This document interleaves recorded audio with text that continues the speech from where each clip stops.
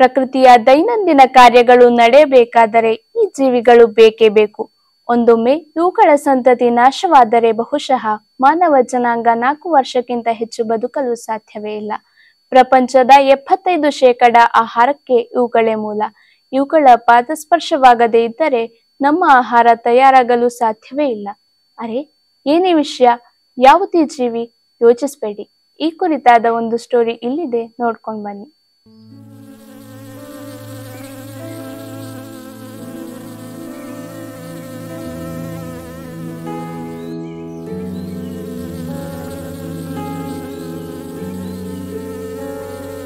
ಭೂಮಿ ಸೃಷ್ಟಿಯ ಸರ್ವ ಜೀವಿಗಳ ಆಶ್ರಯ ತಾಣ. ಈ ಸುಂದರ ಸೃಷ್ಟಿಗೆ 130 ಮಿಲಿಯನ್ ವರ್ಷಗಳ ಹಿಂದೆ ಈ ಜೀವಿಗಳ ಆಗಮನವಾಗುತ್ತದೆ. ಇಂದು ಇವರಿಲ್ಲದೆ ಈ ಸೃಷ್ಟಿ ಮುಂದೆ ಸಾಗಲು ಸಾಧ್ಯವೇ ಇಲ್ಲ. ಒಂದೊಮ್ಮೆ ಇವರ ಸಂತತಿ ನಾಶವಾದರೆ ನಾವು 4 ವರ್ಷಕ್ಕಿಂತ ಹೆಚ್ಚು ಬದುಕಲು ಸಾಧ್ಯವೇ ಇಲ್ಲ. ಪ್ರಪಂಚದ 75% ಆಹಾರಕ್ಕೆ ಇವರೇ ಮೂಲ. ಅರೆ, ಇವರು ಯಾರ ಬಗ್ಗೆ ಇಷ್ಟು ಮಾತಾಡ್ತಾ ಇದ್ದಾರೆ ಅಂದ್ಕೊಳ್ತಿದ್ದೀರಾ? ಬೇರೆ ಯಾರೂ ಅಲ್ಲ, ನಮ್ಮ ಆಹಾರದ 75% ಪರಾಗಸ್ಪರ್ಶ ಮುಗಿಸಿ ನಮ್ಮ ಹೊಟ್ಟೆಗೆ ಅನ್ನ ಹಾಕುವ ಜೇನುಹುಳಗಳ ಬಗ್ಗೆ.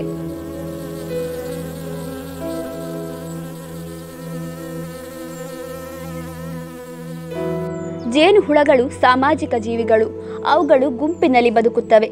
ಇವುಗಳಿಗೆ ಒಬ್ಬಳೇ ರಾಣಿ, 100 ಡ್ರೋನ್ಗಳು, ಸಾವಿರಾರು ಕೆಲಸಗಾರ ನೊಣಗಳು. ಕೆಲಸಗಾರ ಜೇನುನೊಣಗಳು ಹೆಣ್ಣು ಜೇನುನೊಣಗಳು. 6 ರಿಂದ 8 ವಾರಗಳವರೆಗೆ ಬದುಕುವ ಈ ನೊಣಗಳು ಸಾಮಾನ್ಯವಾಗಿ ಸಂತಾನೋತ್ಪತ್ತಿ ಮಾಡುವುದಿಲ್ಲ.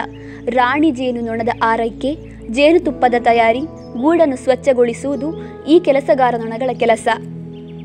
ಡ್ರೋನ್ ನೊಣಗಳು, ಗಂಡು ನೊಣಗಳು ಸಂತಾನೋತ್ಪತ್ತಿಗೆ ಮಾತ್ರ ಸಹಕಾರ ಮಾಡುತ್ತವೆ. ಇವುಗಳಿಗೆ ಮುಳ್ಳು ಇರುವುದಿಲ್ಲ.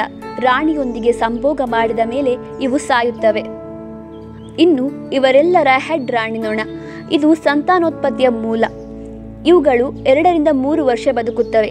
ತನ್ನ ಜೀವಮಾನದಲ್ಲಿ 1 ಬಾರಿ ಸಂಭೋಗ ಮಾಡುವ ರಾಣಿ ನೊಣ ದಿನದಲ್ಲಿ ಸರಾಸರಿ 1500 ಮೊಟ್ಟೆಗಳನ್ನು ಇಡುತ್ತವೆ.